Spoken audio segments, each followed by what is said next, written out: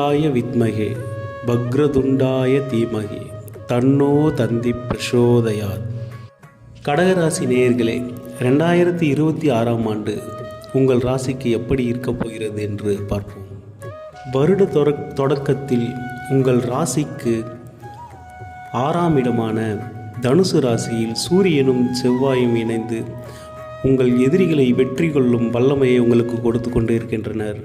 அது மட்டும் இல்லாமல் சனி பகவான் 8ஆம் இடத்தில் இருந்து இது நாள் வரை தொல்லைகளை கொடுத்து வந்திருந்தார். அவர் கும்பராசியில் இருந்து முழுவதுமாக மீனராசிக்கு பெயர்ச்சி ஆகிவிட்டார். அஷ்டம சனி உங்களை விட்டு விலகியதே மிகப்பெரிய சந்தோஷம். ஏனென்றால் 7.5 சனியை விட அஷ்டம சனியே அதிக கெடுபலன்களை கொடுக்கக்கூடியது. தற்பொழுது சனி பகவான் 9ஆம் இடமான பாக்கியஸ்தானத்தில் அமர்ந்து உங்களுக்கு பல நன்மைகளை செய்ய காத்திருக்கிறார். உங்கள் தந்தையின் உடல் நலத்தில் மட்டும் சிறிது கவனம் எடுத்துக்கொள்ளுங்கள். உங்கள் ராசிக்கு 6 மற்றும் 9க்கு அதிபதியான குரு பகவான் மிதுன ராசியில் பக்ர நிலையில் சஞ்சரித்து கொண்டிருக்கின்றார்.